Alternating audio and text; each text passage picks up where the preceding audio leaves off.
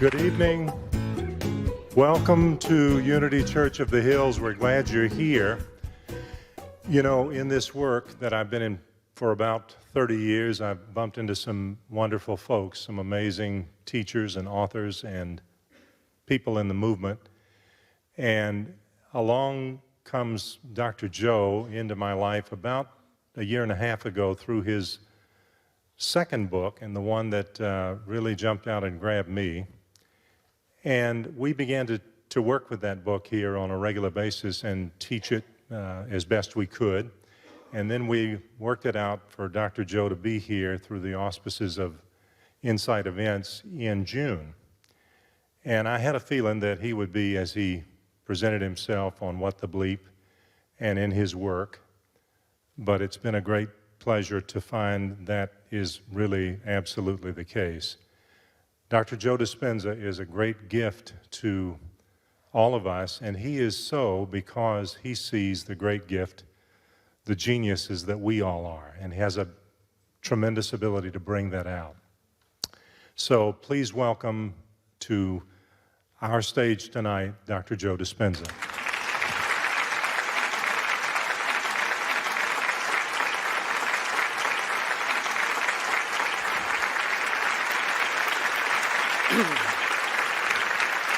Thank you.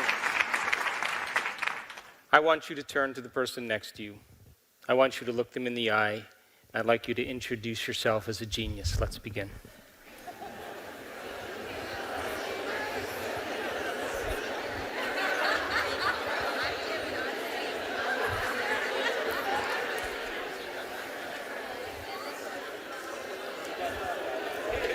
Now, before we begin, I have a few questions for you. How many people in this audience actually believe in the idea that the way you think has some effect on your life, that your thoughts create your reality? How many people believe that? You do, yes? So I have another question for you. How many people actually woke up this morning and consciously created a future? You know, the biggest reason why people don't do it is because you don't believe it's true. You see, if you knew that your thoughts created your destiny, if you knew that on a gut level, would you ever miss a day? Come on. And would you ever let any thought slip by your awareness that you didn't want to experience? So you think 60 to 70,000 thoughts in one day. Out of those 60 to 70,000 thoughts that you think in one day, 90% of those thoughts are the same thoughts as the day before. So then the same thoughts will always lead to the same choices. The same choices will always create the same behaviors.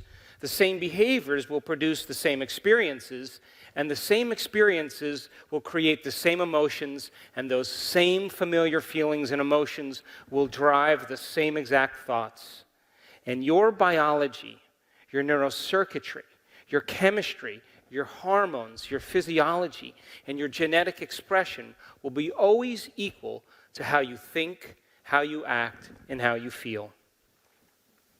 And so then, your personality creates your personal reality. That's it.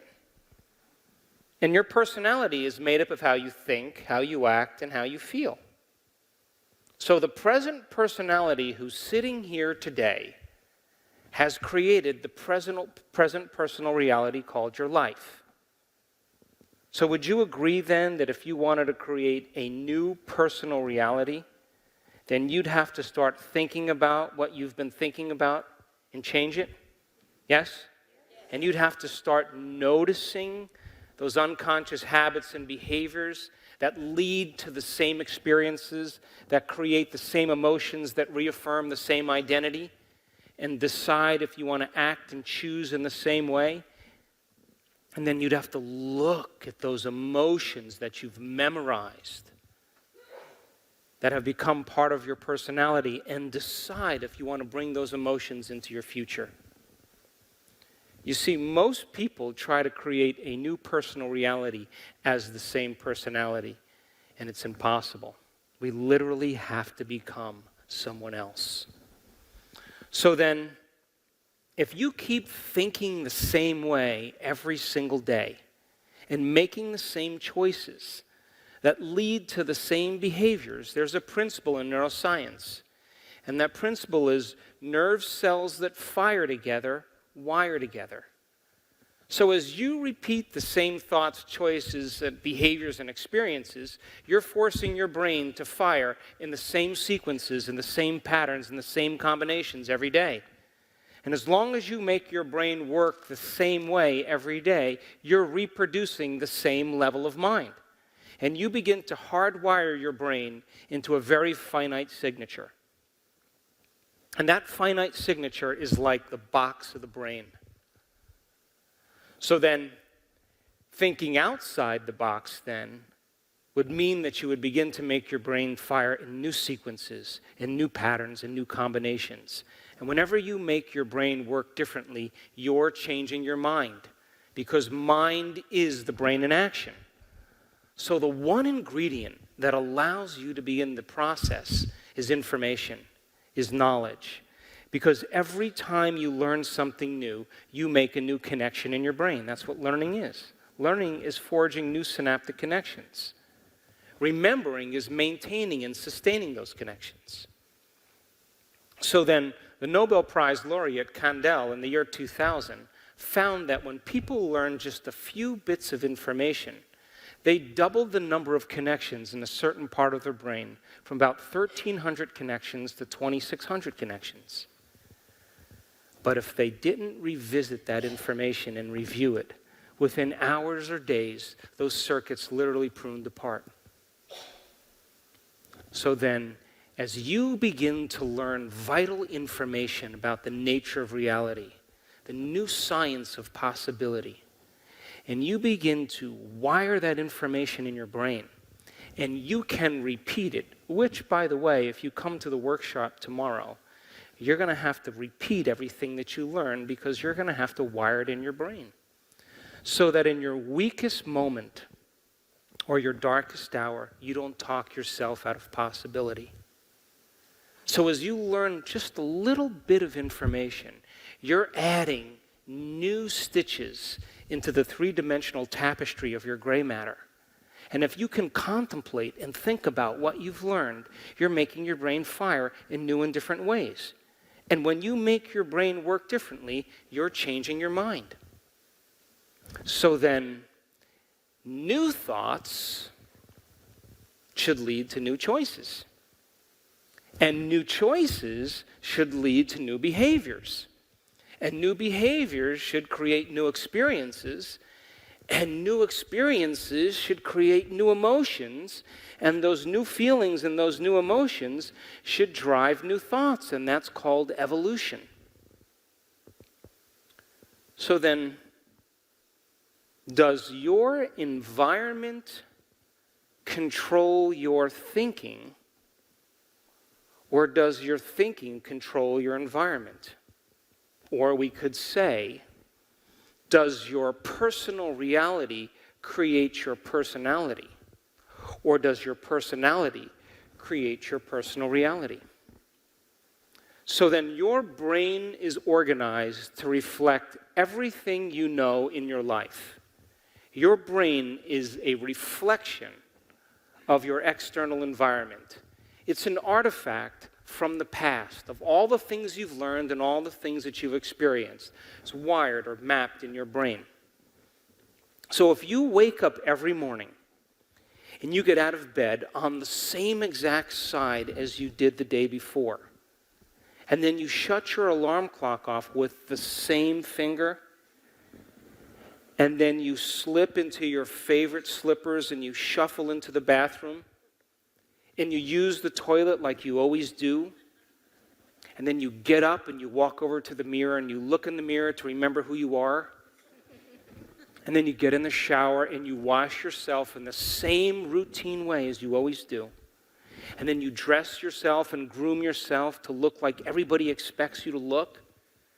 And then you go downstairs and you have your breakfast the same as you did the day before, and you drink coffee out of your favorite mug. And then you drive to work in the same routine fashion, in the same route. And then you get to work and you do the things that you can memorize and do so well. And then you see those same people that push the same emotional buttons. You know, those people. And then you hurry up and you go home, and you hurry up and you eat, and you hurry up and check your email, and then you hurry up and watch your favorite television show, and then you hurry up and go to bed so you can hurry up and do it all over again the next day. Now here's my question. Did your brain change at all that day? We could say that you were thinking the same thoughts, performing the same actions, living by the same emotions, but secretly expecting your life to change. Would you agree? So then, as you go to the same place and see the same people and do the exact same thing at the exact same time as you did the day before, we could say that it's your external environment that's turning on different circuits in your brain, causing you to think equal to everything that you know.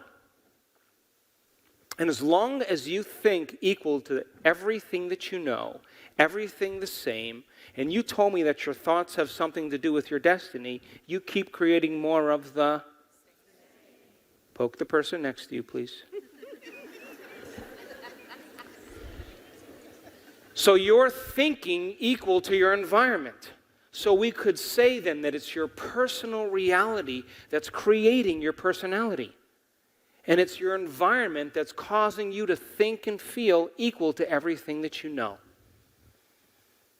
So then you would have to agree with me then, to change is to be greater than your environment, to be greater than the conditions in your world, to be greater than the circumstances in your life.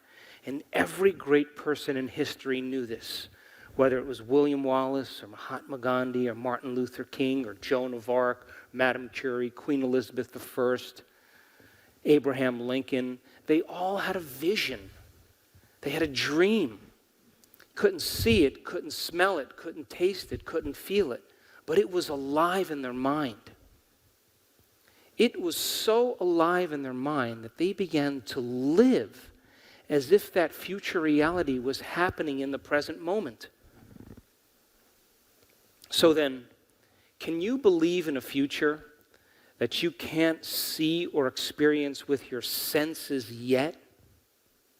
But you've thought about enough times in your mind that your brain is literally changed to look like the experience has already happened.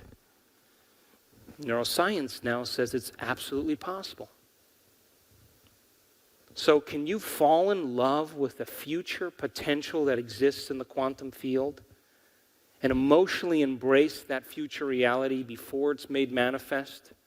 So much so that your body, as the unconscious mind, begins to believe that that future experience is happening to you in the present moment, and you begin to signal new genes in new ways that your body begins to change to look like the experience has happened. Epigenetics says it's possible. So if your brain and body are physically changed to look like the experience has already happened, relax.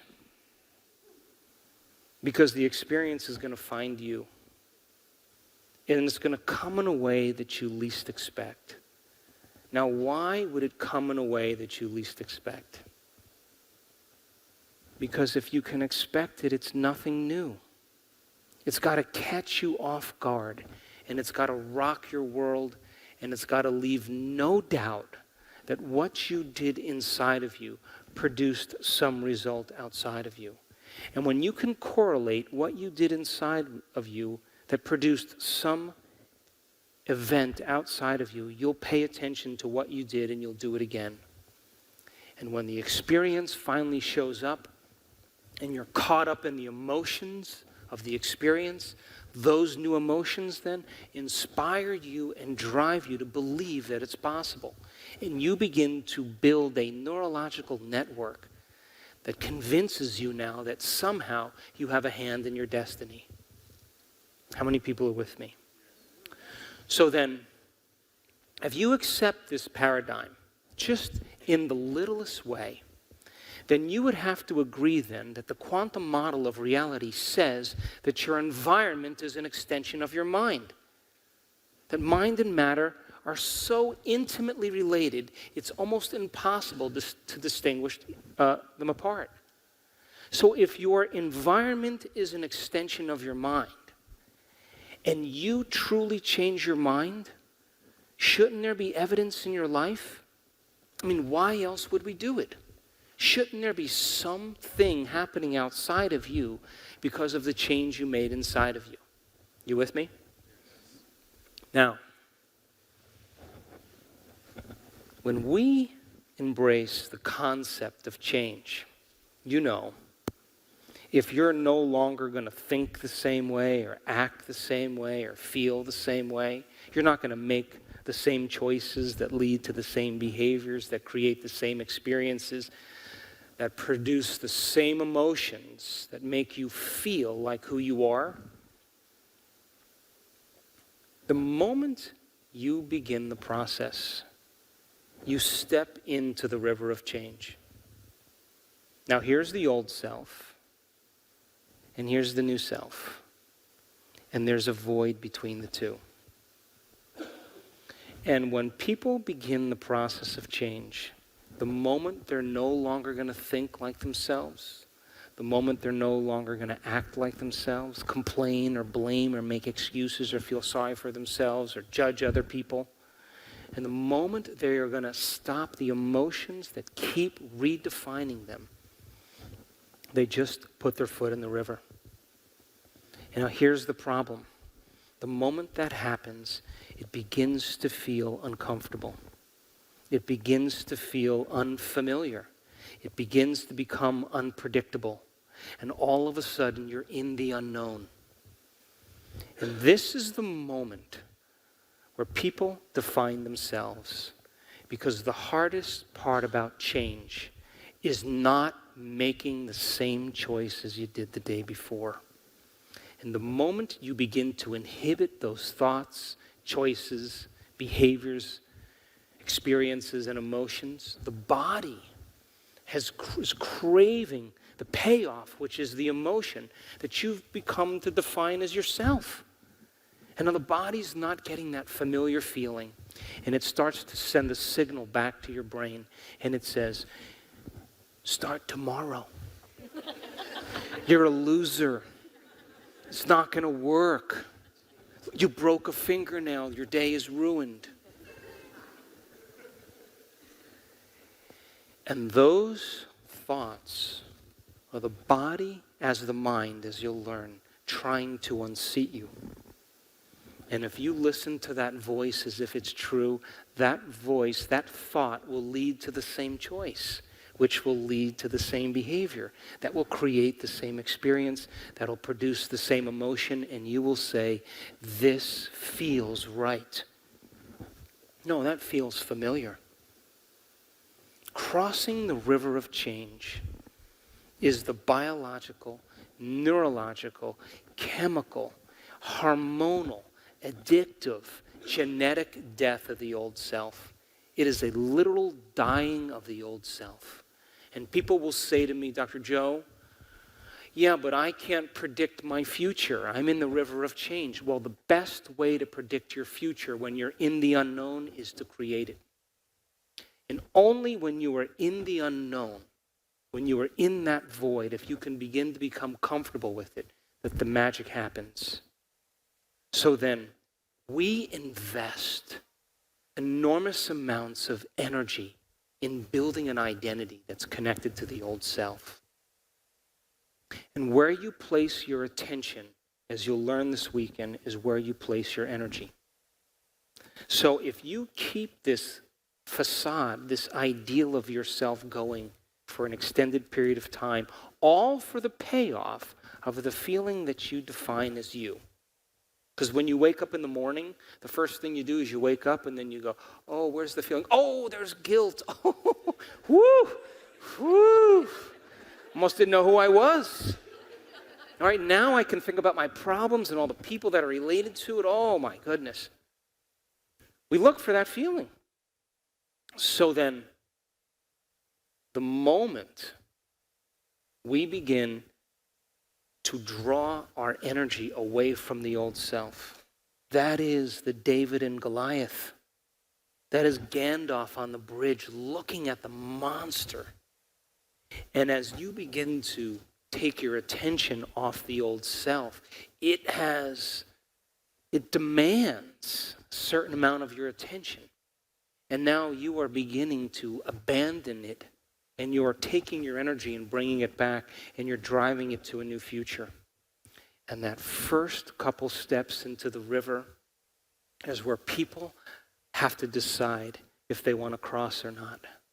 But then, if you're in the river, instead of white-knuckling it through the whole process, wouldn't you agree that it would be a good idea to think about what thoughts you do want to fire and wire in your brain? And could you begin to plan your behaviors and begin to rehearse who you're going to be when you open your eyes and begin to change your brain just by thought alone? To begin to eliminate the environment and the people and things and places and experiences in your world and make the inner world more real than the outer world until your brain begins to change to look like the experience has already occurred. You're going to learn how to do this, and there are people around the world that are doing it, and they're doing the uncommon. And so then, as the body begins to crave the emotion that we become addicted to that defines us, and you are like an addict going through the cravings and the changes, don't you think that you could teach your body emotionally, without the experience, what abundance would feel like ahead of the event? Giving it a sampling of the future. Now, the materialist would say, well, I'm not going to give thanks till my lover shows up. And I'm not going to be enjoyed till my abundance, finally is in my checking account. That's the old model of reality, of cause and effect. Waiting for something outside of you to change how you feel inside of you. And when that person or that experience changes how you feel differently, and you pay attention to who caused it or what caused it. And that event in and of itself is called a memory. But that's the Newtonian model of reality. Our senses defining reality. But the quantum model of reality is beyond your senses. Which means then, you begin to emotionally embrace the event before it's made manifest. And you can convince your body emotionally that it's already occurred, and those emotions are driving a new set of thoughts, then you would have to agree with me then. If you do that properly, your brain and body are no longer in the past. They're literally in the future. And if you can give thanks before the event occurred, oh my gosh. We've been hypnotized and conditioned into believing we need a reason for joy. We need a reason for gratitude. That's the old model. But the quantum model says you give thanks before the event is made manifest, and you convince your body emotionally it's already done. Because what is the emotional signature of gratitude? Well, doesn't it mean it already happened? So if you're giving thanks, you move into a state of gratitude, your body, as the unconscious mind, begins to believe it's already done. And gratitude is the ultimate state of receivership.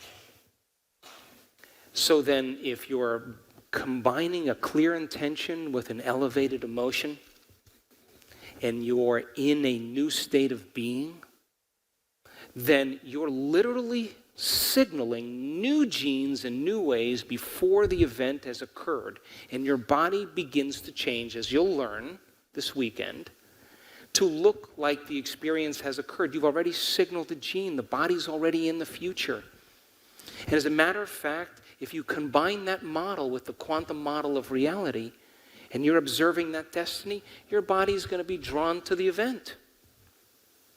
So then, our senses should be the last to experience what our mind has created.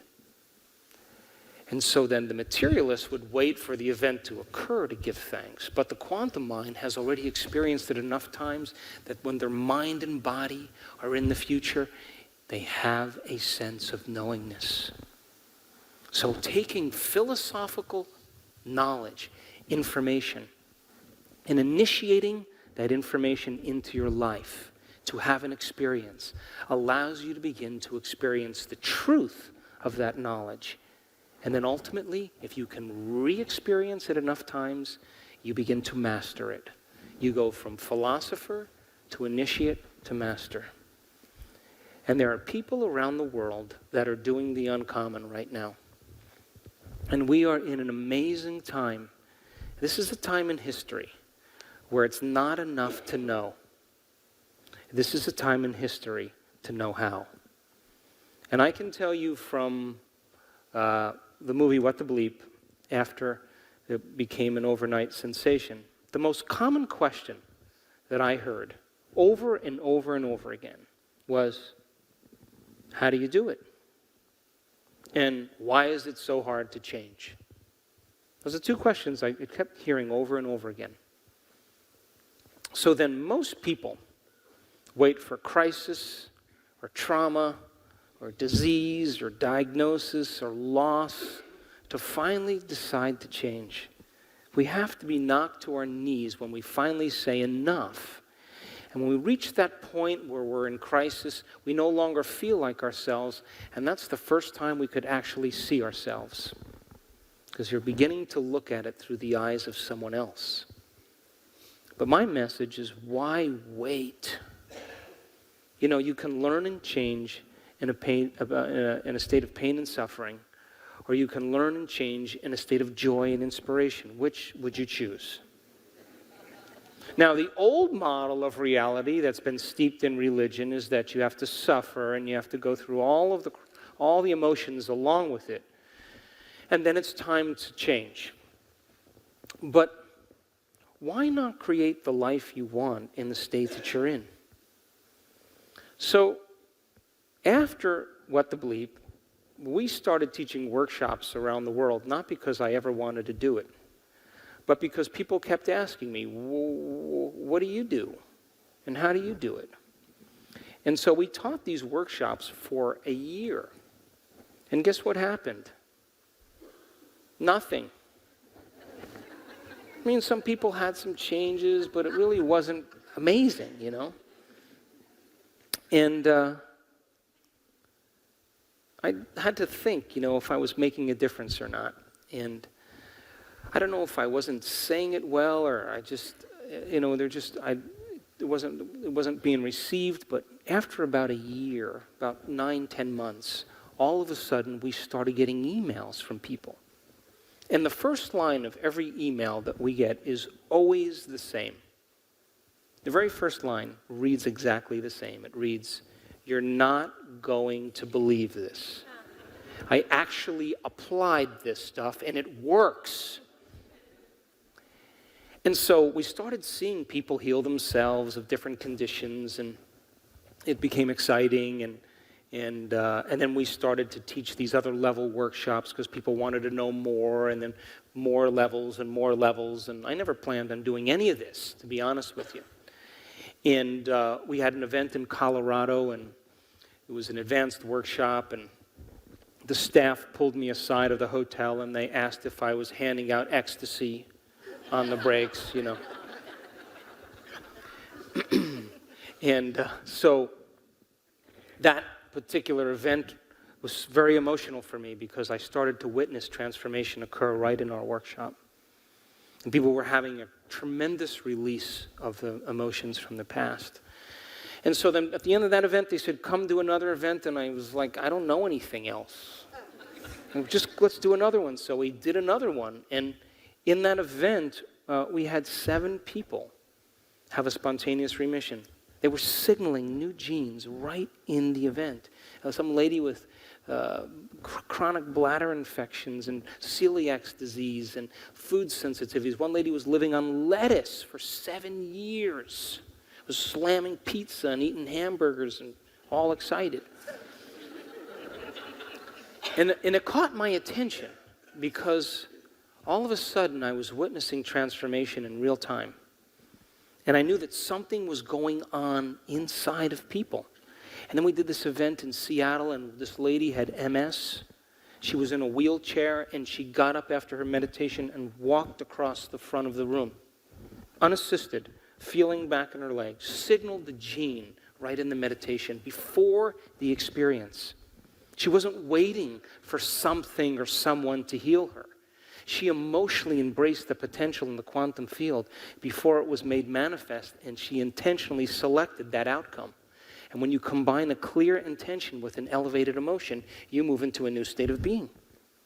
And she knocked on the door of the cell with an amplitude of energy that literally began to program the gene, turned on new genes and turned off old genes.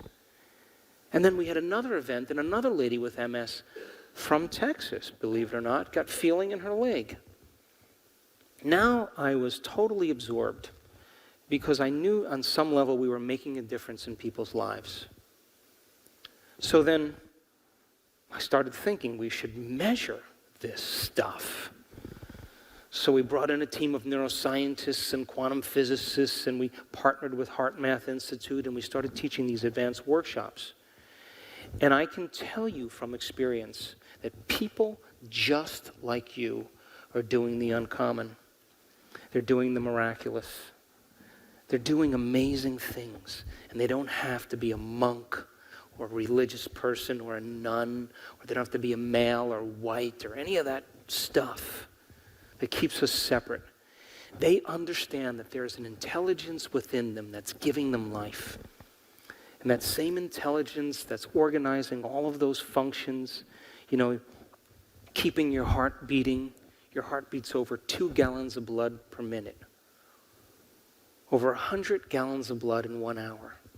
Over 100,000 times in one day through 60,000 miles of blood vessels. And your vascular system is 3% of your body weight.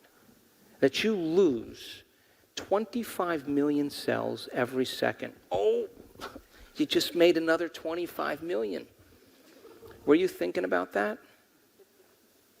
That in one cell of your body, it goes through the order of 100,000 to 6 trillion functions per second.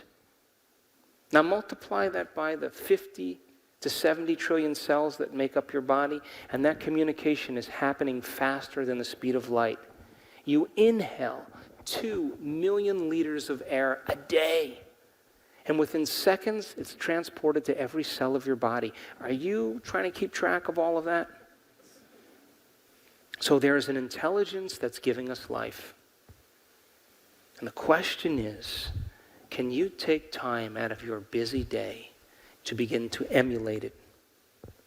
Can you begin to develop a relationship with it, interact with it, show it what you want, but not as a victim, not as a fearful person, but you have to be divine. And when you begin the process of making that change, that same intelligence that's giving you life and organizing all those functions is the same intelligence that's creating supernovas in distant galaxies, keeping the planets rotating around the sun, causing flowers to bloom. It's both personal and universal. It's within you and all around you. So then, if you begin to ask for this intelligence to move in you, to move through you, and to move all around you, you are knocking on the door of possibility. And so I learned so many things in measuring people's transformation in the last year. I now know without a doubt that when you analyze your life within the emotion that you've memorized, that you think is you, the answer will never be there. Because emotions are a record of the past, and for the most part, you're analyzing in the box of the past. And when I studied people's brains that did that, their brains got worse. I can tell you from experience that if you use your brain to try to change your brain, it'll only make your brain worse. I saw it. If you use the ego to try to change the ego, you will only endorse the ego. If you use the program to try to change the program, you will only reprogram more. When you use matter to try to change matter, you will only become more matter. And only when you are true consciousness, and I have seen it over and over again, is when you have dominion to change your brain, to change your life, to change your body, and to create some future time. And so we taught these workshops because I wanted to see if it was true. I wanted to know what was happening. And we were lucky enough to catch people's brains that had Parkinson's disease at the beginning of our event. And 4 days later, it wasn't there. It wasn't just in their mind. It was in their brain. People who had terrible anxiety, you could see it in the brain scan. 4 days later, nothing. Traumatic brain injuries, where the brain is shut off because someone went through the windshield, who's wheelchair bound. 4 days later, normal brain. Stood up at the end of the event. It wasn't matter that was changing matter. It was energy that was changing matter. People who had enormous releases of energy from their body to their brain, their entire brain electrified. We caught it. And it wasn't that they were trying to create it, it was happening to them. And you think that that person can go back to business as usual in their life after just a few of those? Never again. So I became very interested in this concept called information to transformation. So if you give people information, you give them knowledge, and then they can repeat that information, they're beginning to fire and wire that information in their brain. Would you agree? Poke the person next to you, please. So then, if you wire that information in your brain, you can repeat it. Would you agree? And so what you're doing is you're seeing a picture, and as you see this picture, you're describing this picture, and you're firing and wiring in circuits, and you're building a model of understanding. Yes? So then, if you can instruct people on how to apply that knowledge and demystify the experience. Now, science is the contemporary language of mysticism. Science is the language to explain the unexplainable. It's not religion, it's not tradition, it's not culture. That divides audiences. And the moment you start talking in that way, people shut off. But science creates a community. So if you make science simple enough, where you learn a little bit about yourself, a little bit about the brain, a little bit about genetics, a little bit about how you function, a little bit about your chemistry. Knowledge is power, but knowledge about yourself is self-empowerment. And you can instruct people on how to apply that knowledge and demystify it to a point where they can begin to apply it in a certain way for the experience. And that experience produces some type of transformation. If you could measure that transformation, isn't that more information to teach transformation? Come on, and if you then measure that transformation, you gather more information to teach transformation, and you begin to close the gap between knowledge and experience. And that's what we did this last year. And the beauty behind all of it, and the most humble moment for me, was seeing people actually experiencing their true potential.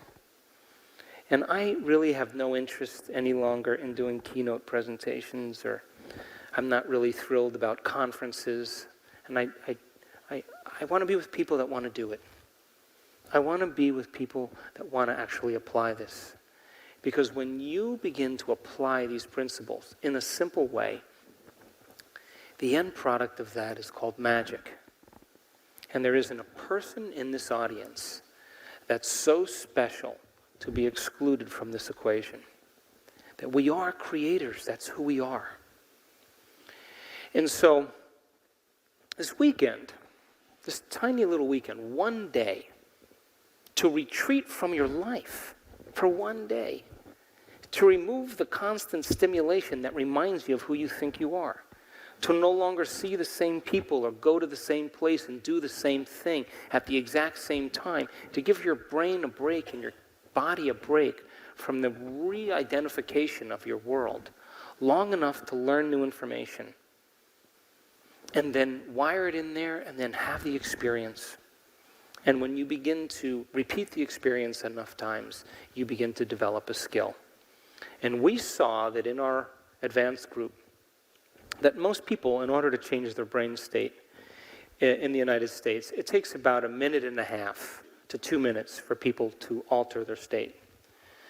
That the average time for our students is under 1 minute.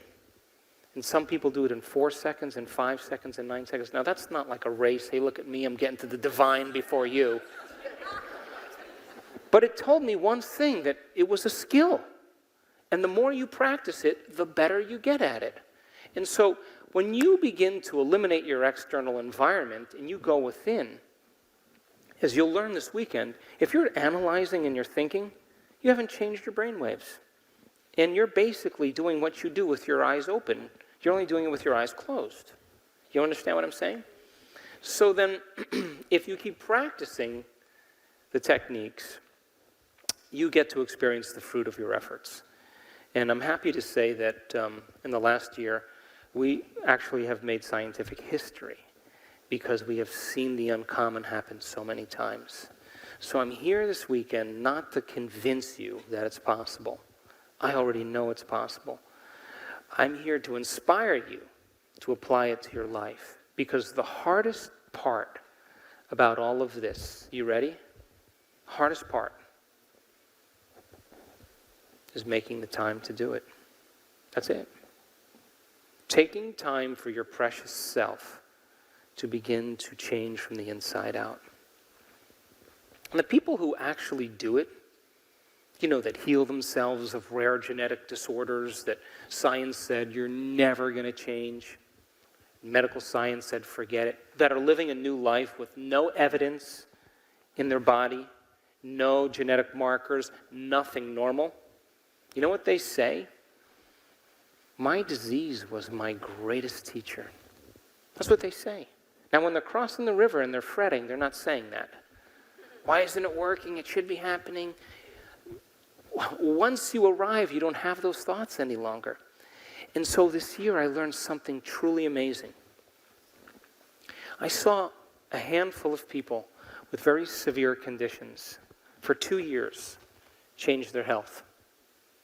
And I pay attention to that because that's my background. And when I wrote my first book, it was really about spontaneous remissions and what those principles were and what was the neuroscience and the biology of it. And then I figured after I knew what common people like you did to get better, we should be able to reproduce those same things. In other words, we should be able to teach that. And it should be able to produce some effects. And then if we can keep producing those effects, we're creating a law, because anything that's repeatable in science is a law. So these 5 individuals that I had been tracking for the last 2 years, all of a sudden they started having very significant changes in their body. Like, no evidence of the disease ever existing in their body.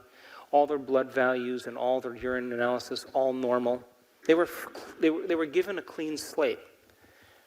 And it was this amazing moment when I started to talk to these people. And I had them write their testimonies down. Every single one of them reached a point where they have overcome themselves so much that they were so happy with who they were in the moment that they could care less if they had the disease. And guess what? That was the moment it went away. So when you're whole and complete and connected to a vision or a future is when it happens to you. And it was common in every single one of these people.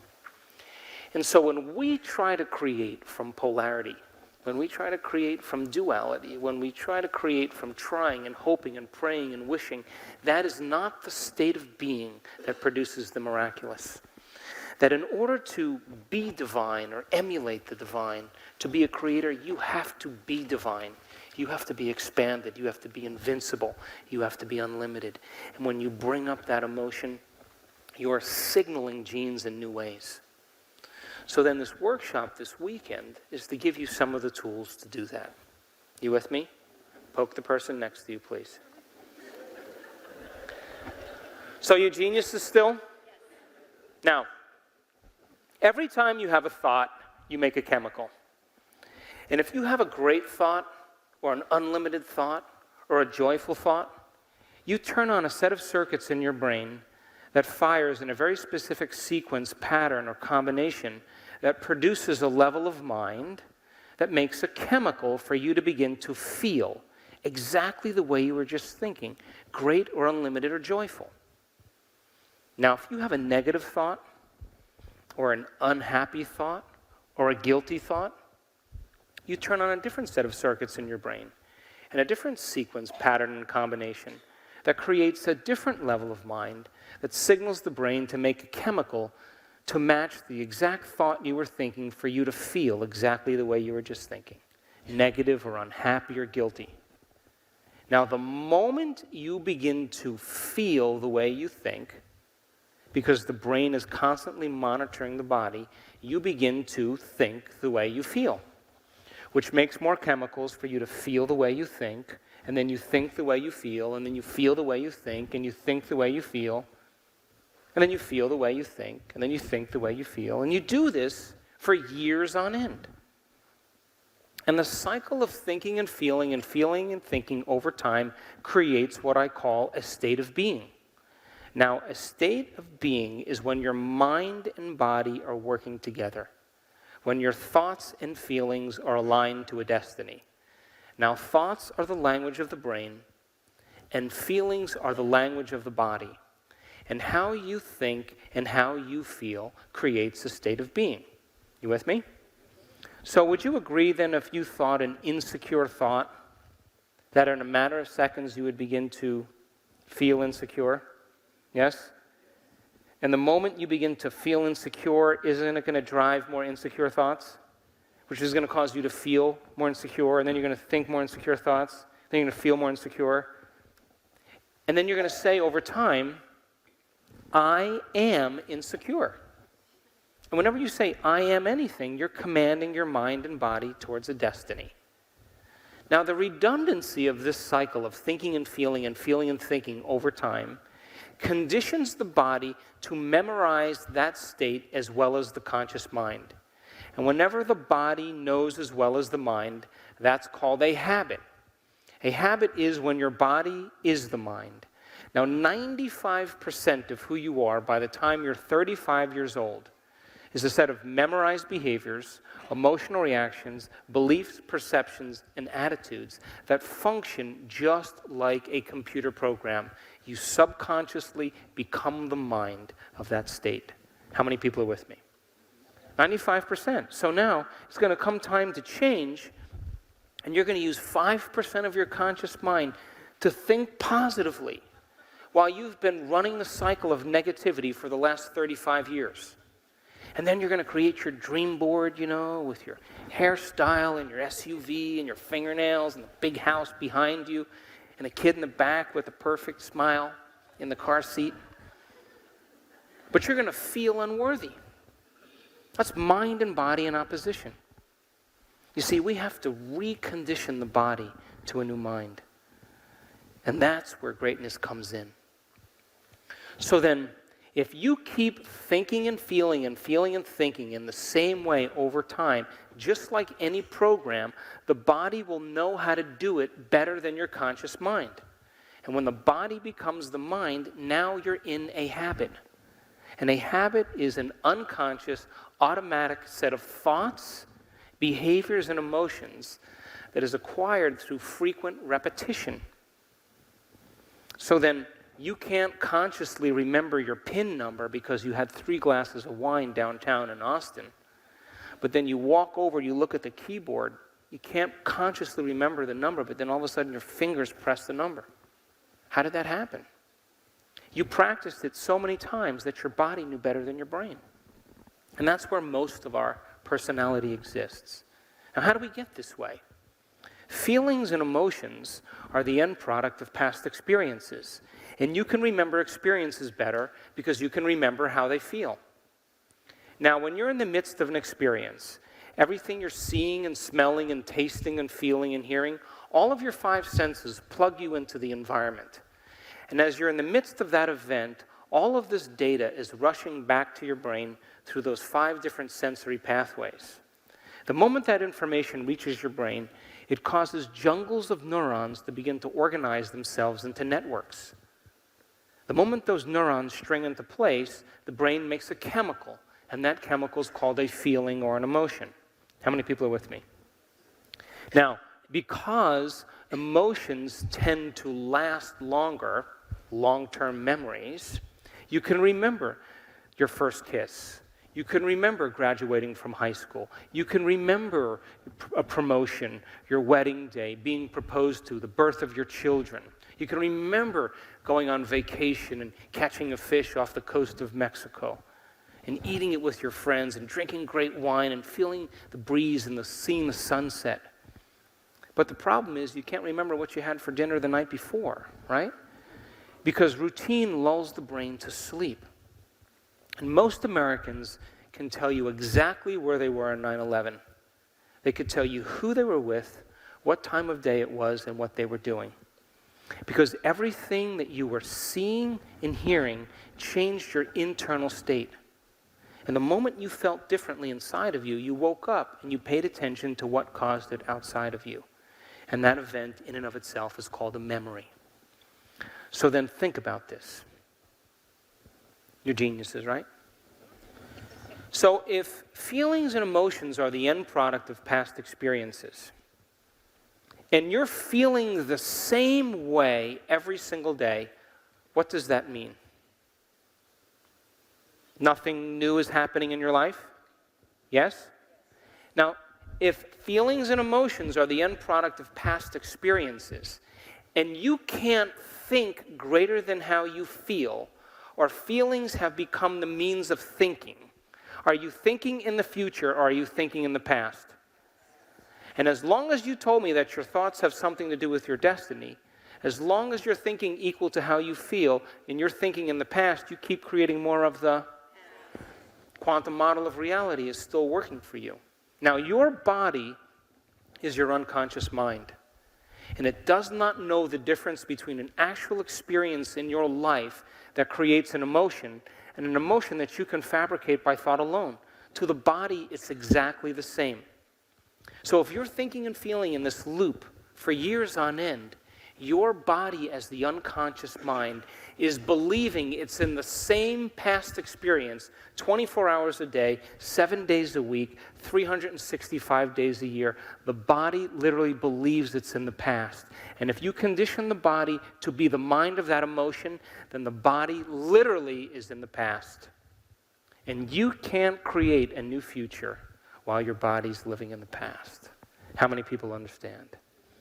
So now, when we react to something or someone in our life, the chemical change that's created in the body is called a refractory period in science.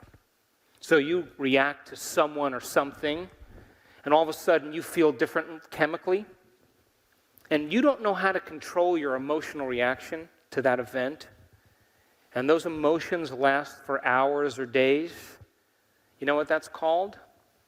That's called a mood. What's wrong with you? Oh, I thought you'd never ask. I'm in a mood. Really? Why? What happened? Well, this thing happened to me 5 days ago. And I'm having one long emotional reaction. Now, if you have the same refractory period going on for weeks or months, that's called a temperament. What's wrong with him? I don't know. He just has an angry temperament. Why are you so angry? Well, this event happened to me 10 months ago. And I'm living by one long emotional reaction. I'm memorizing my emotion. And if you keep that same refractory period going on for years on end, that's called a personality trait. And people wear their emotions layer by layer, and they believe that's who they are. That is not who they are. So then, would you agree with me then that in order to change your personality, you would have to look at the emotions that you've memorized that's become part of your identity?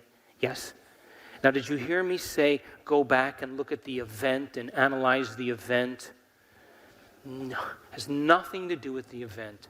When you free yourself from those emotions, then that's when you begin to liberate energy, because the body is no longer enslaved to the past. You with me? So then, you're a wonderful wife, you have a great life, you're living the dream, and all of a sudden, your husband comes home and he announces to you that he's moving to Buenos Aires with his 2 secretaries.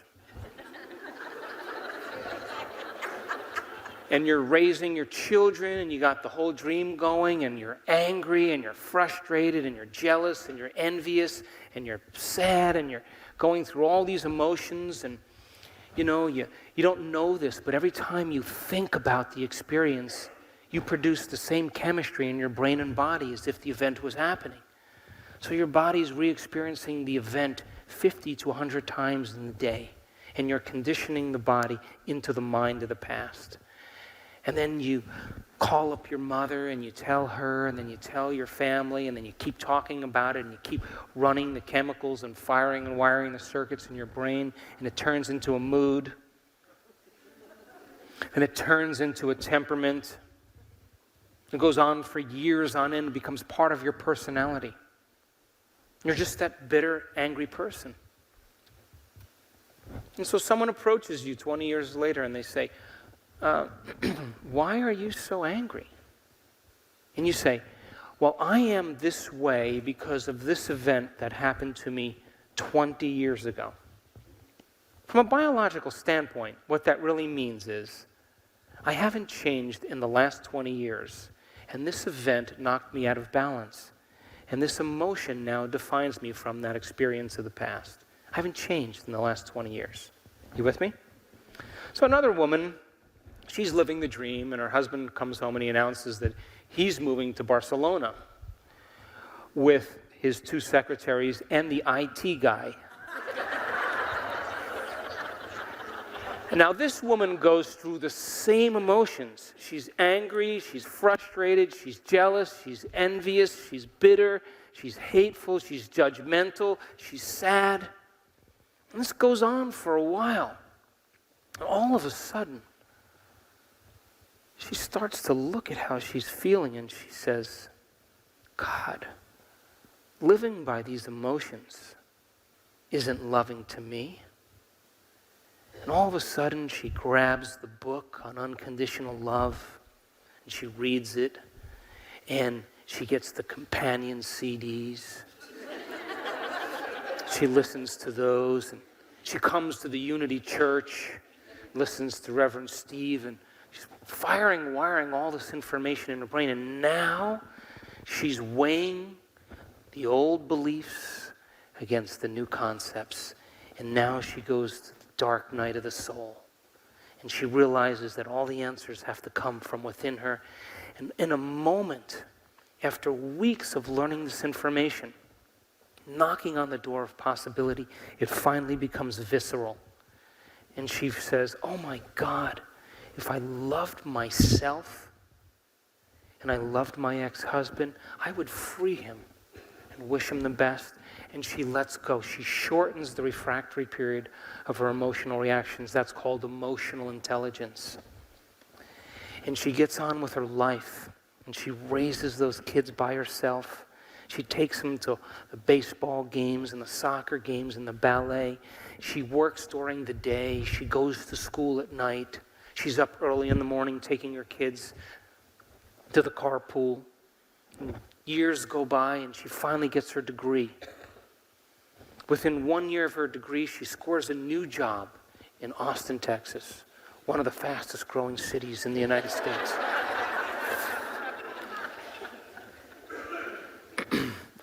And she gets a great job, and she's working with great people.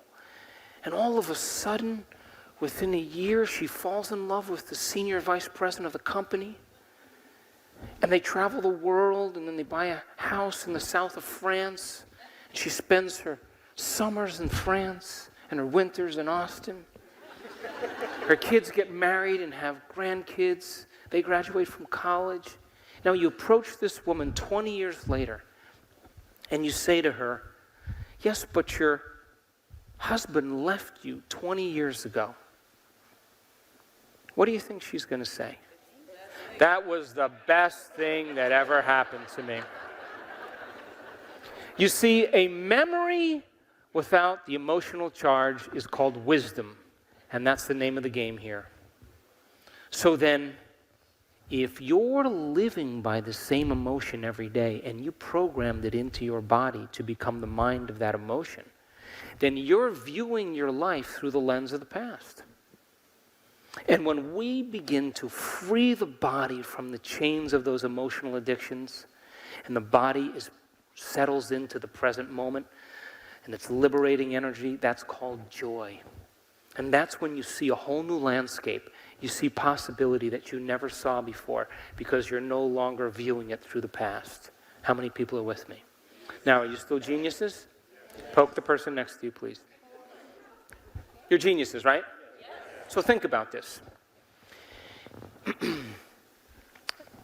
If you are thinking and feeling and feeling and thinking in the same cycle, according to our model, if emotions are the record of the past, then your body's not having any new experiences, and because it's not having any new experiences, it's not getting any chemical feedback from the environment. You with me? So everything stays the same, right? Now, if you were to take out one cell of your body, a skin cell, and you were to stretch the DNA out of that skin cell, it would be 6 feet tall, okay? If you took out all the DNA out of your entire body and you stretched it out from end to end, it would go to the sun and back 150 times. You with me? If you took all of DNA on everybody on the planet, the 7 billion people, and you scrunched it together, it would fit in a grain of rice. Now, your body is a protein-producing machine. You with me? Muscle cells make muscle proteins called actin and myosin. Skin cells make skin proteins called collagen and elastin. Thyroid cells make thyroid proteins called thyroxine. Immune cells make immune proteins called antibodies. You with me? So your body's a protein-producing machine.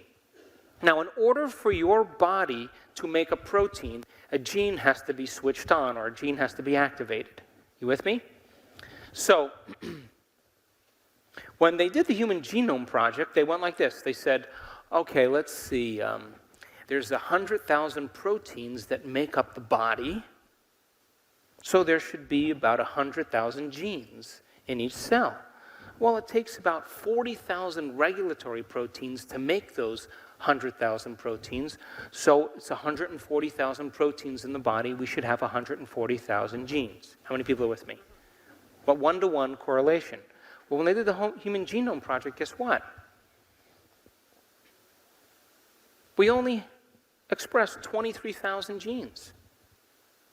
We have way more proteins than we have genes, which means then that each individual gene can have thousands of different variations. You with me? So then, 23,000 genes, you are 98% chimpanzee, 300 genes away from a chimp, 70% rat, some more than others, but roughly 70%. There are more genes in an apple than you have. So then, if an organism is facing adverse conditions in its environment, think about the Galapagos Islands. All of a sudden, this island just breaks away, or Madagascar breaks away from the typical environment. And the organisms now have to embrace the new conditions in the environment. With the changing conditions in the environment, the organisms have to behave differently and make different choices in order to adapt to those conditions. You with me? Poke the person next to you, quick. So if the organism's able to adapt and change its behaviors, it should have a new experience, right?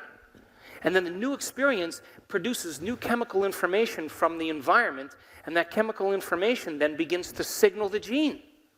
And so by the redundancy of the same signal from the same experiences in the environment, you keep knocking on the genetic door, all of a sudden the gene turns on and it makes a new protein. So if it's cold temperatures, all of a sudden the organism, through the series of exposures, has thicker fur. Fur is a protein. If it's predators chasing prey, they have longer legs. If it's altitude, hemoglobin binds to oxygen more. It's a protein. If it's current, bigger tail fin. It's a protein. So then, as the organism begins to adapt to the experience, then, it begins to produce different chemical feedback through experience that begins to signal the gene. So then if emotions are the end product of past experiences, and you're thinking and feeling in the same cycle, you're keeping the same genes turned on and the other genes turned off, and now you're headed for your genetic destiny. How many people are with me? You got that, yes? So then here's my question. What if nothing new is happening in your life? Can you signal the gene ahead of the experience? That's called epigenetics. So then, if you take a group of diabetics and you have them watch a comedy show for 1 hour, and you measure their blood sugar levels before and after they've eaten a meal and they watch a funny show, that within 1 hour they signal 23 new genes that begin to regulate their blood sugar. Turn on new genes, turn off old genes, just by changing their internal state. If you take a group of stressed out people that are executives and you teach them how to relax for 6 weeks, to meditate and to breathe, they regulate 1,561 new genes. But if you're thinking and feeling in the same way every single day, you keep the same genes turned on and the other genes turned off, and now you're headed for your genetic destiny. And in fact, if you keep signaling the same gene with the same emotion that makes the same protein, sooner or later the gene's going to wear out.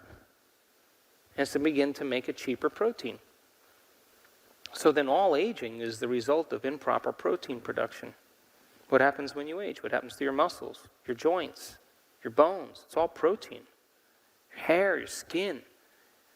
So then, if you could signal the gene ahead of the environment, then you may have the key to begin to change your health. How many people are with me? Yes? And so when we do the meditations in our workshops, and by the way, the advancing workshops, we're in and out of meditation all day long. You're changing beliefs and perceptions about yourself and your life. You're reconditioning your body to a new mind. You're finding the present moment. We are tuning into possibilities in the quantum field. It's an event where you participate. So our students begin to understand then that they could signal the gene ahead of the actual experience. Then they don't have to wait for their healing to happen. All they have to do then is move into that state of being and bring the elevated emotion, and that new emotion then is information that begins to activate new genetic expressions. Now, the expression of proteins is the expression of life. So then, when a person changes their internal state, they begin in a matter of moments to signal new genes in new ways. You take a group of people, we did this experiment where they took a group of men and they brought them to a retreat center north of Harvard University. And they told these men for 5 days to pretend like they were 22 years younger. That's it. And they measured their finger length and their range of motion and their IQ and their memory retention and their height and their weight. measured all the range of motion of their spine, all these physiological functions. They measured their gait. And they set it up in the retreat center that there were pictures of Marilyn Monroe and Joe DiMaggio and Mickey Mantle, and there were songs playing all the time from, the great bands, the big orchestras, and they just pretended like they were 22 years younger. Well, the researcher, Ellen Langer, at the end of the experiment said, I was playing touch football with these guys. By the end, some of them throwing their canes down. Now, when they measured all of the values that they measured before they pretended like they were 22 years younger, they had longer fingers, they had more range of motion, they were taller, they had lost weight, they had scored 60% better on their IQ test just by pretending to be somebody else. So here's the question. Who are you pretending to be? Now, you have three brains. Three brains in one that allow you to go from thinking to doing to being. Your thinking brain is your neocortex. You're listening to me right now with your neocortex. It's the seat of your conscious awareness. It's that walnut on the outside with all of its folds and valleys. And the neocortex plugs us into the environment, and it loves to learn information. And as you experience and you learn, you upgrade the hardware and the circuits in your thinking brain. You with me? Now, you read the book on how to ride a bicycle, how to dance the salsa, how to cook French cuisine, how to be more compassionate, how to forgive, and all that information is stored in your thinking brain. You with me? It's the intellect. It analyzes, it's the theologian, it's the philosopher. Now, if you take that knowledge and you apply it, or you personalize it, or you demonstrate it, it means you're going to have to modify your behaviors in some way and do something differently. So if you change your actions and you do something differently, then you should have a new experience. Would you agree? And a new experience then should reinforce the circuits in your brain that you understood intellectually, but then it would activate the second brain called the limbic brain or the emotional brain or the chemical brain, which is underneath the neocortex, and it produces a feeling or an emotion. You with me? Poke the person next to you, please. So then, you read the book on compassion by the Dalai Lama, and then you read the book by Mother Teresa on forgiveness, and you read the book about emotional intelligence, and you go to the workshop and you review your notes, and then you get on the teleclass seminar, and you're getting all this information in your analytical, intellectual, philosophical neocortex. And all of a sudden you start walking around in your life and you're saying, hey, you know what your problem is? You need to be more compassionate. You got a problem with compassion. Open your heart. Oh, and you over there, listen, you just need to forgive. Why hold on? And then, you need to get more emotionally intelligent. Shorten the refractory period. Come on, pick it up a little bit. And everybody is blown away by all of this knowledge that you're espousing. They're knocking on your door at work, asking you to administer to them. They want to know what you know, and everything's going really well, right?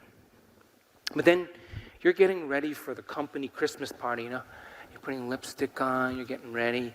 You got a little Motown playing, and all of a sudden, you get a call from your best friend. And she says, that person that betrayed you, the one that threw you under the bus, that talked about you and got the promotion and you didn't get it, she's at the Christmas party. Put down the phone, and all of a sudden you start rehearsing in your mind how you are going to poison her wine when she's not looking.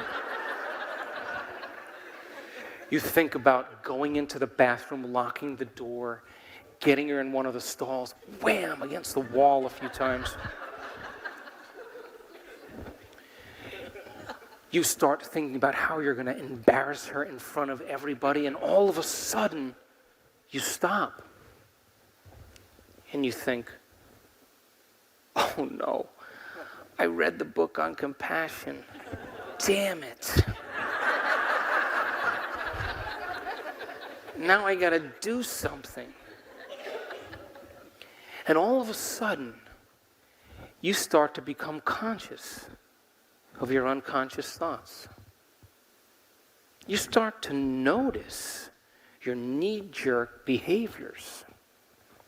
You start to become aware of those addictive emotions. And as you begin to observe them, you're no longer the program. You're the consciousness observing the program. And you begin to objectify your subjective self. And as you inhibit those thoughts, behaviors, and emotions, nerve cells that no longer fire together, and you begin to silence the circuits in your brain that are connected to the old self. And as you inhibit the thoughts that create the same feelings, you're no longer signaling the same gene in the same way. And all of a sudden, you start to think, what did I learn from those books, the teleclass, the seminar? What would Mother Teresa do? And all of a sudden, you begin to activate different networks of neurons in your brain from the knowledge you've learned. And as you begin to call up these different circuits, all of a sudden, you do something very natural. You put yourself into the equation, and you start to rehearse what you're going to do in the dinner. And very naturally, in a matter of seconds, you begin to cause your brain to fire in new sequences, in new patterns, and new combinations. And whenever you make your brain work differently, you're changing your mind. And as you remind yourself of who you no longer want to be, and you remind yourself of who you do want to be, you begin to install the hardware in your brain. You begin to prime the brain and begin to activate circuits and put them in place so that you can use them when you get into the dinner. You with me? So then you're sitting there and you're going, all right, what did the book say? See myself in her? Oh my God. All right, what else? Stay in the present moment. And you start going down this list, and you very naturally start thinking about you doing that. And the moment you begin to mentally rehearse doing it, plan your behaviors, you begin to cause the brain to believe that the experience is occurring. Because when you're truly focused, the brain doesn't know the difference between the experience out there and the experience in here. And now you're upscaling your hardware, and you have circuits in place to use when you get to the dinner. How many people are with me? And so now, you walk into the dinner, you're reminding yourself who you no longer want to be, you're reminding yourself who you do want to be, you're thinking of Mother Teresa, you're thinking of the Dalai Lama, and all of a sudden, you get your behaviors to match your intentions. You get your actions equal to your thoughts. You get your mind and body working together. And all of a sudden, in the midst of your enemy, you have a new experience.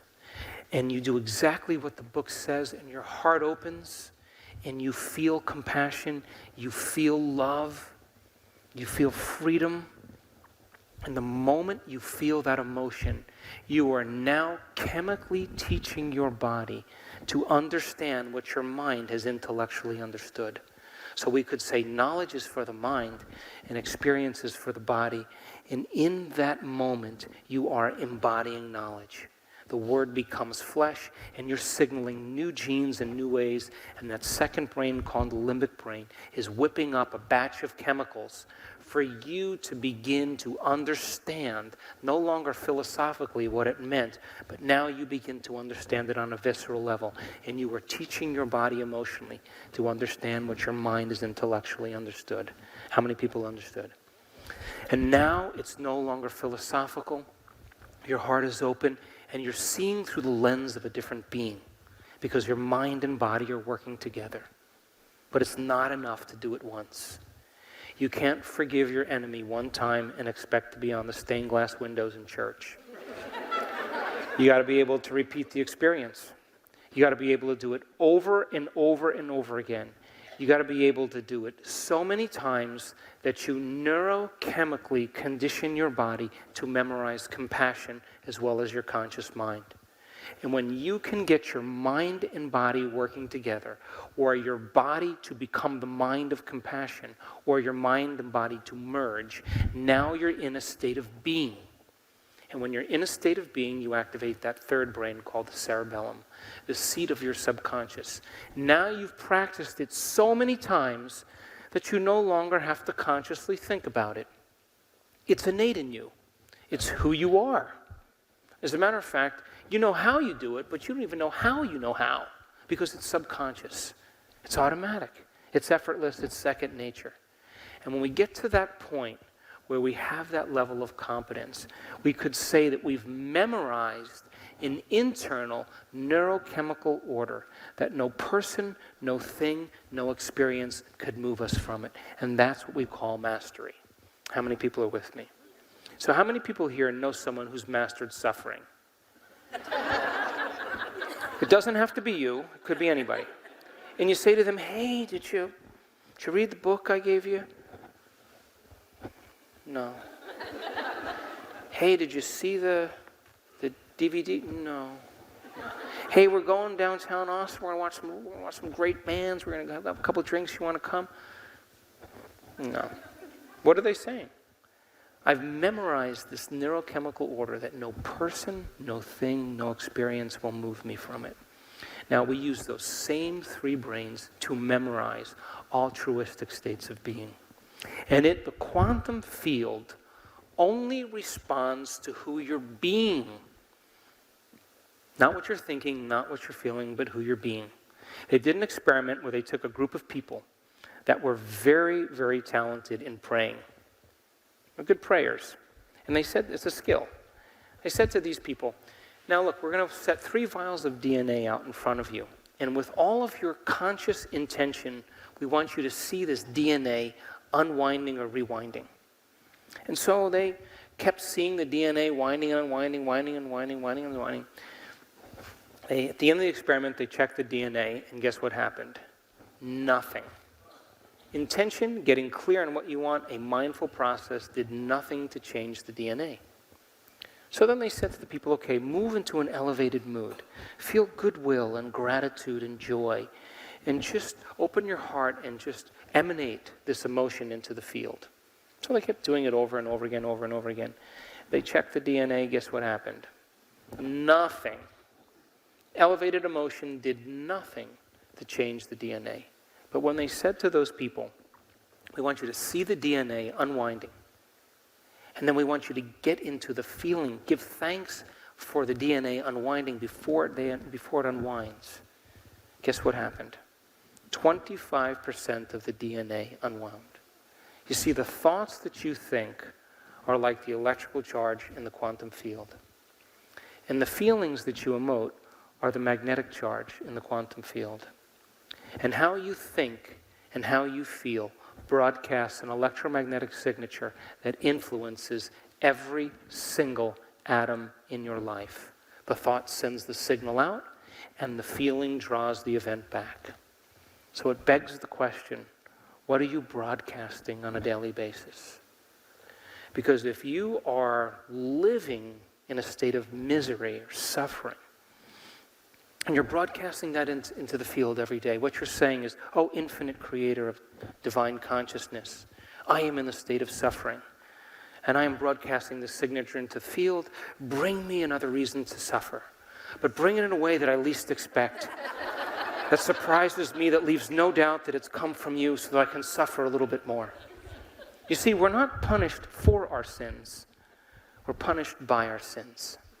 So then, what if you woke up in the morning, and instead of getting up and doing the same exact thing, the exact same time, and seeing the same people, what if you eliminated the external environment? What if you put your body away, because the change is to be greater than the body? And if the body's become the mind, then you have to retrain it. And what if you said, I'm not going to live in my predictable linear time? And you said, what is the greatest expression of myself that I can be today. Let me master this one day as a lifetime. And you said, let me remind myself of the thoughts that are connected to the old self, and I want to become so conscious of those unconscious thoughts, they would never slip by my awareness again. And what if you said, let me observe my behaviors. And just like you watching yourself doing a public speech or hitting a golf ball or hitting a tennis ball, if you can observe yourself, you'll self-correct. Wouldn't you agree? What if you said, let me just take a look at how I've been acting. And like Gandalf on the bridge, you said, you may not pass today. You may not pass ever again. And you made a decision with such firm intention that the amplitude of that decision carried a level of energy that was greater than the hardwired programs in your brain and the emotional addictions in your body. And your body responded to a new mind. And what if you said, these emotions that keep me anchored to the past, I will not drop to a lower denominator today. And you became clear of who you no longer wanted to be. You lit a match in a dark place. And then you said, how would greatness live today? How will I love? Can I be present? Can I open my heart? How will I behave? And you begin to think in new and unusual ways.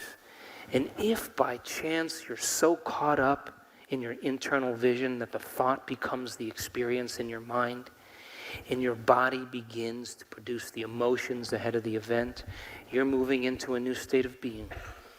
Because how you think and how you feel creates a state of being. And now you're broadcasting a whole new electromagnetic signature into the field. And what if you said, I am not getting up from my meditation until I am this person? Now we're talking about greatness.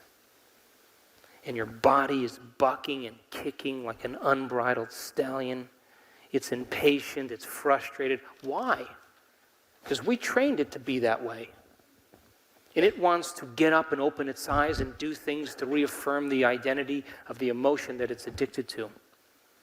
And you're saying, stay, stay. Just like an animal trainer, the body is the animal.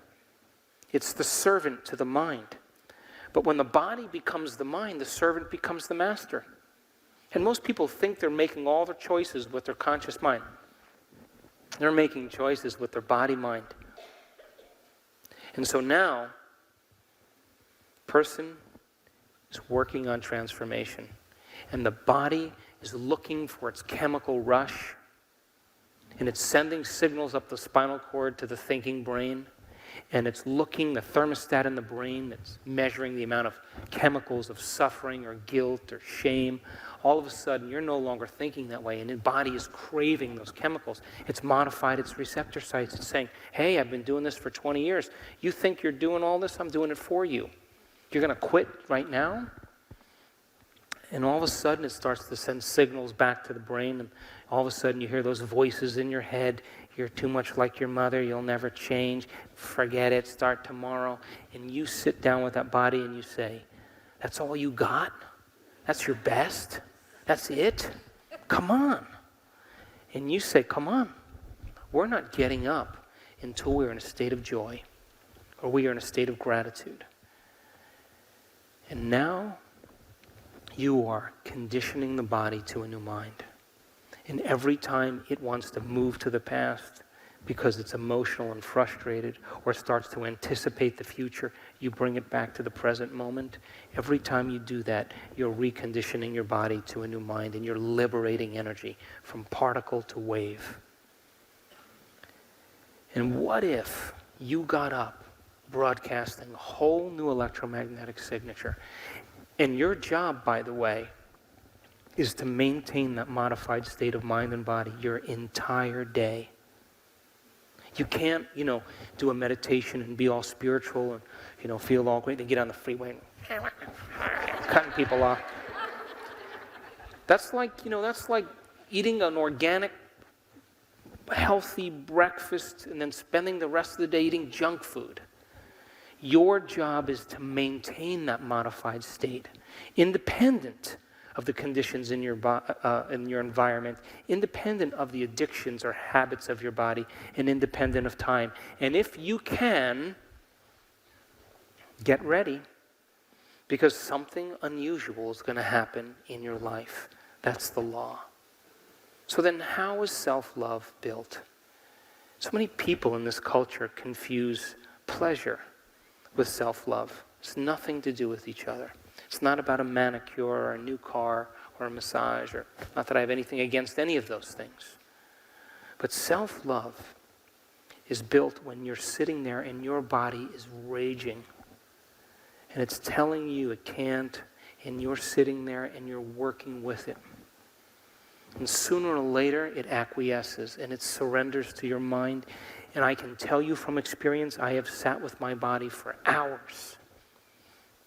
And the moment I freed my body from the past, and there was that liberation of energy, the voice came out of my head every time, and it's always the same voice. That was so worth it. Because the moment the body is free from being enslaved, that moment you are seeing reality from a whole different place. So then you get up and you've overcome yourself and you've freed your body from the chains of the past. You've created a future. You're already in that future. And as my daughter always says, I just live my life as if my prayer is already answered. So how would you live your life if you knew your prayers were already answered? But that means then you have to get up as if your prayers are already answered. So then people are doing this around the world, and they're creating all kinds of wonderful things in their life. They're doing the uncommon, which, by the way, is our birthright. And that no material thing is going to bring us to true happiness. That our purpose in life then is to begin to look at those emotions that keep us anchored to the past and look at our habits that keep us defining ourselves in the same way and begin to remove those layers within us that block the flow of the divine. And as we begin to layer by layer peel those limitations away, the masks, that intelligence that's giving us life begins to leak out of us. It begins to consume us. Its nature becomes our nature. Its mind becomes our mind. Its will becomes our will. Its consciousness becomes our consciousness. Its love becomes our love. We become like it. We start to give. It is a giver. And so then when that occurs, then all of a sudden you start to experience a level of joy that's coming from within you. That you're no longer seduced by the conditions in your external life, and you would never judge another person because you wouldn't want to lose this feeling. How many people are with me? Now listen, all of you in this room, every single one of you have done something great in your life. Would you agree? I'm talking to the part of you that already knows this. That all of you have done something that you are proud of, that you are in love with yourself for.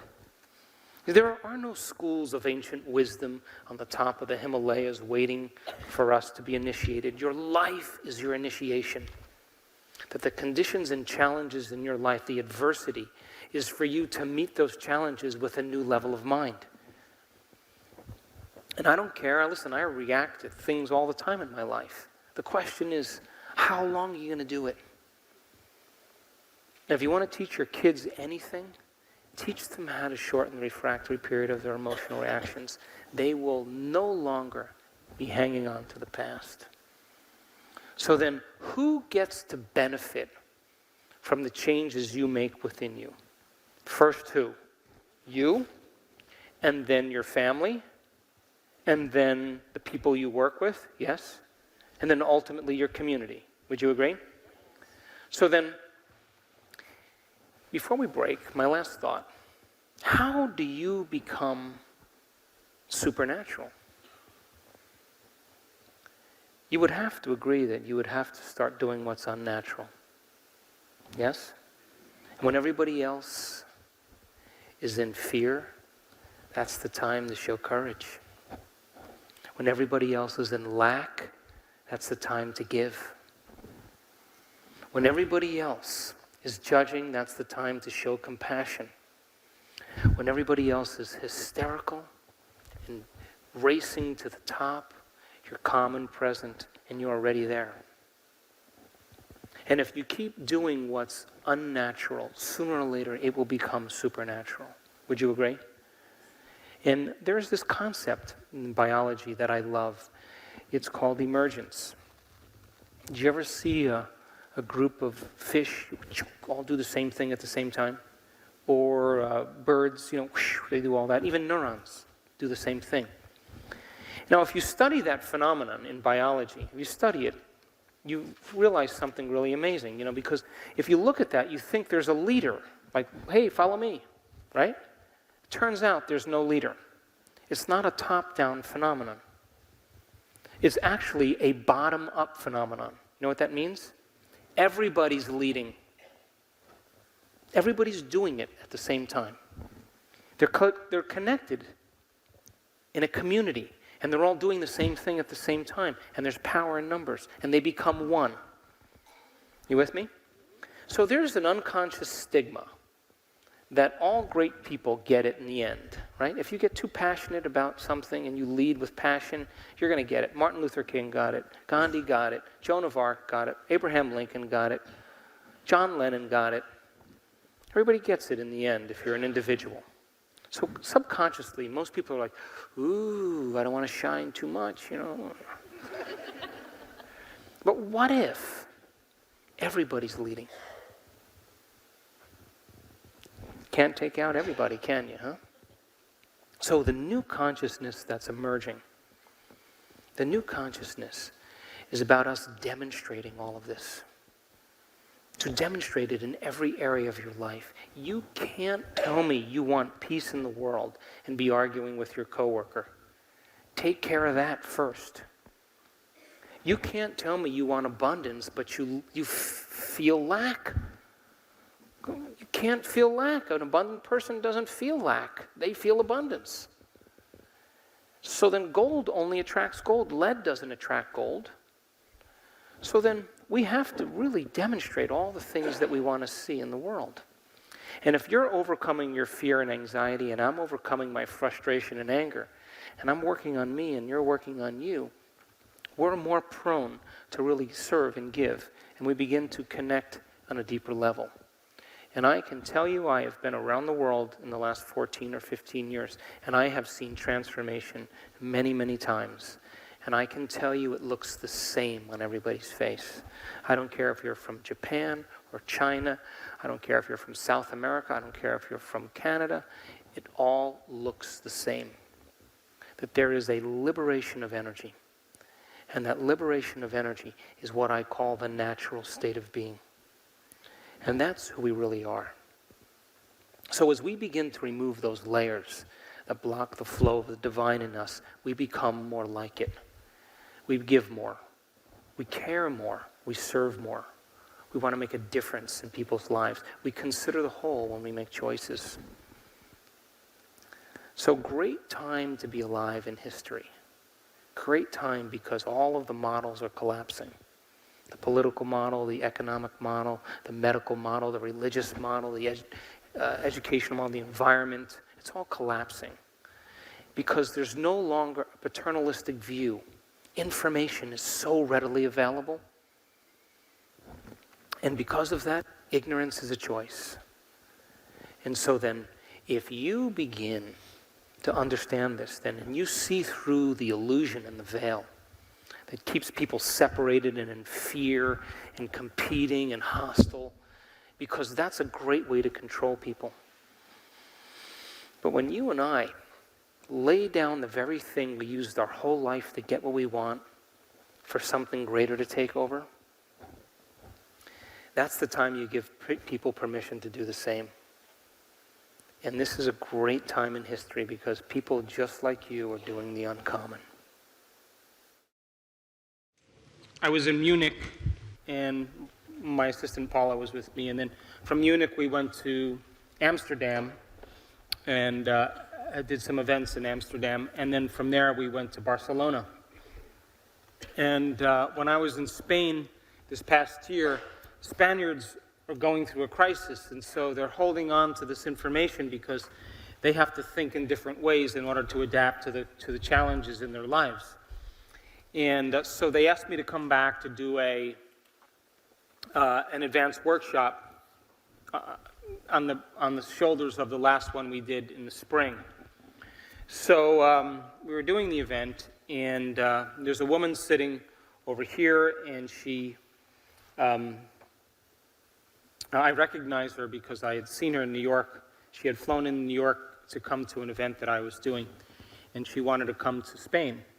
And as I was walking out, she walked with me, and she said, listen, I healed myself of cancer, and by doing the inner work. So I said, email Paula the story, and I'll read it. And, because I love to read those stories. That's feedback. That's why it keeps me doing what I'm doing. So I read the story. I was in tears, and I had her get up on the stage in Spain. And she stood up and she said, I'm a woman from Holland. I'm Dutch, and I was living a great life. And my husband said, hey, honey, I'll be right back. I'm just going to go to the store. And he left, and he went to the top of one of the tallest buildings in Amsterdam, and he jumped off the roof, committed suicide. Now, she was so devastated and so shocked from the experience that it branded her emotionally. And she couldn't think greater than how she felt, and she was desperate and very angry at him because there was no signs, he just did it. And it was like a big, F you. Can I say that in this church?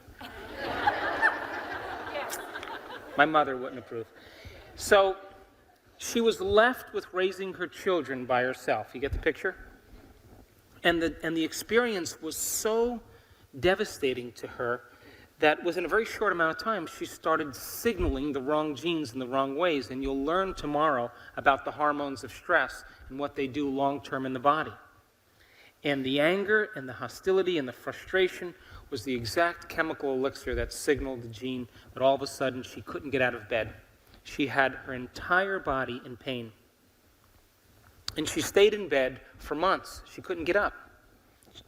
And the doctors didn't know what to diagnose her with except neuritis. But she couldn't walk, she couldn't do anything, so she lost her job. And she was a therapist. She lost her job. She couldn't do anything.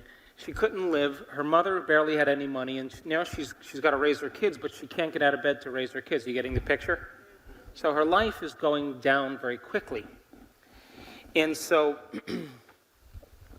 she reads the book, and then she starts doing the meditations, and in a very short amount of time, she's able to move around a little bit more. But here's the problem. All of a sudden, she starts developing these large lesions in her mouth. Big sores. As a matter of fact, in all of her mucous membranes, not only her mouth, but her vagina, her anus, and along all the squamous cells, all the epithelial cells in her body. And now she's in terrible pain because the tissue is very sensitive. You with me? And from there, guess what happens next? She's still angry at her husband. She's still victimized by the experience. She develops esophageal cancer. And now, she's very aware that she's got to make some changes.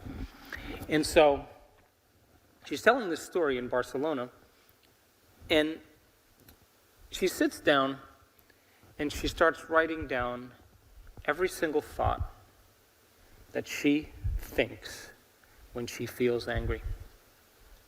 And she begins to become conscious of her unconscious thoughts. And then she looks at all the complaining and all the blaming and all the anger and sadness and the actions and the emotions. And she becomes aware of those states of mind and body. And every day, She keeps observing the old self and surrendering it to a greater mind. And she made the choice that she wasn't going to get up from her meditation every day until she was in love with life. Now, I want you to reason this with me. Does she have any real reason to be in love with life? Well, to the immaterialist, she does, but to the materialist, she has no husband, she has no finances, she has no health, she has no friends. It sounds like a country western song.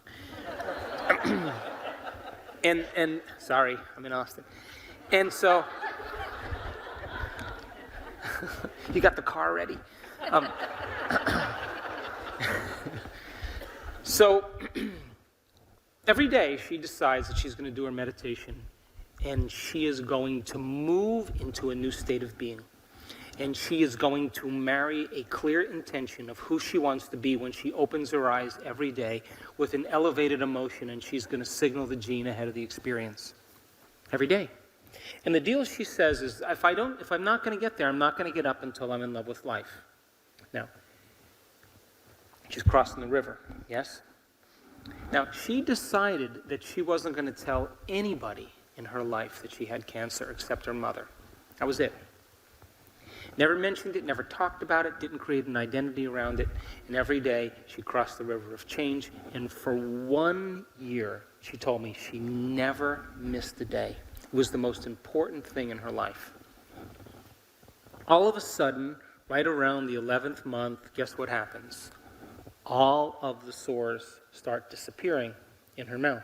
Why? Because when you're living in emergency mode, anger and hostility and sadness, that's mobilizing energy for your external environment. There's no energy in your internal environment, and of course her immune system becomes compromised. Now she's restoring her body. She's signaling new genes every day. And all of a sudden the sores don't belong in that personality. It belongs in the old personality. Within a very short amount of time, all of a sudden now she starts noticing that she's feeling way better.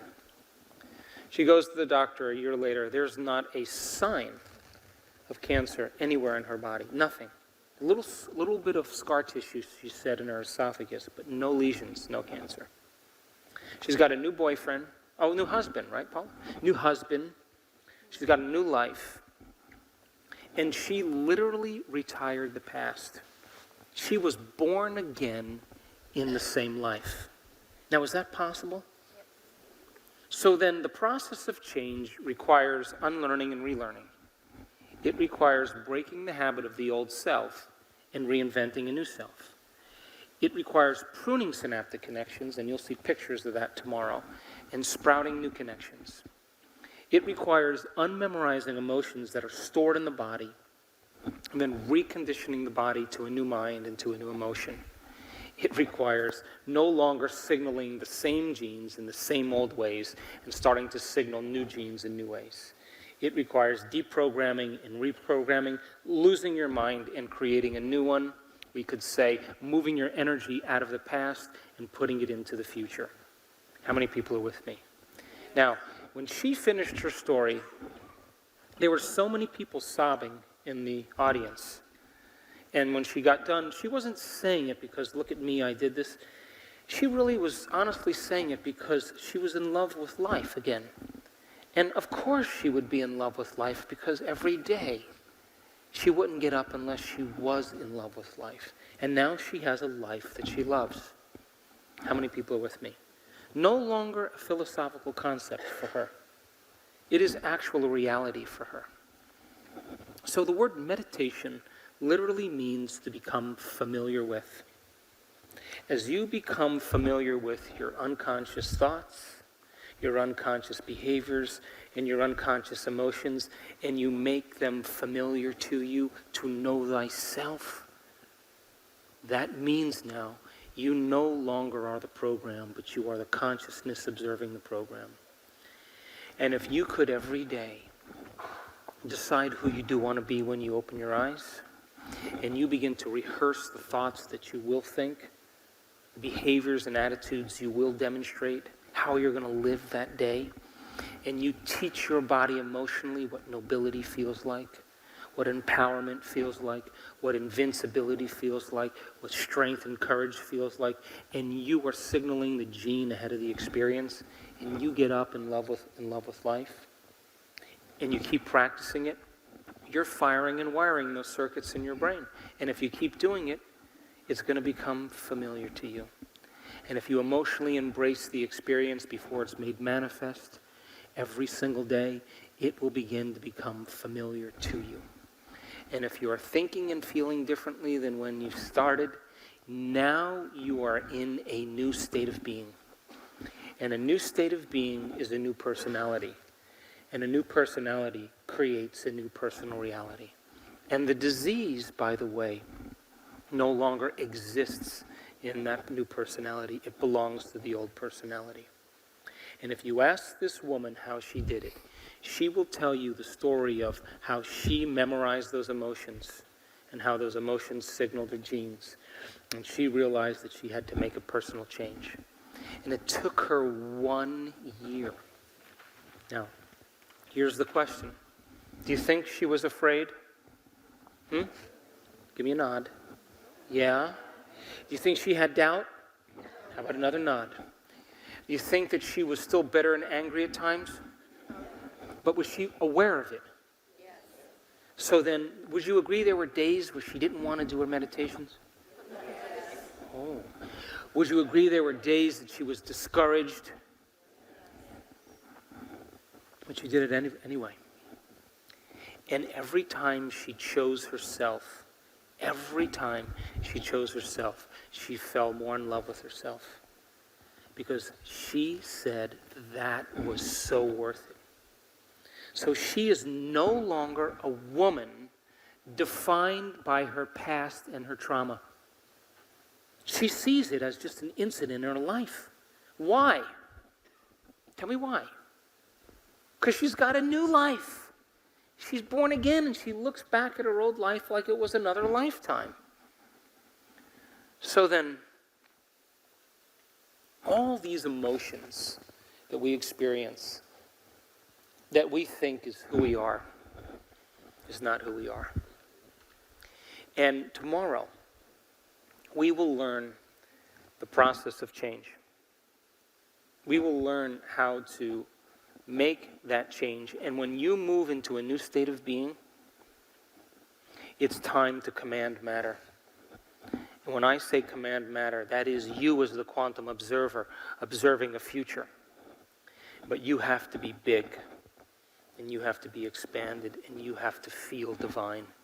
You can't feel limited or like a victim or insecure. That is not emulating the divine. It's not in its consciousness to be that way. And people who do it, and they begin to create from this new state of being, have the experience sometimes the same day before they get home. It shows up in their life. So that person that healed themselves of cancer, just by standing up and talking about it, because of mirror neurons. You know mirror neurons? You know what mirror neurons are?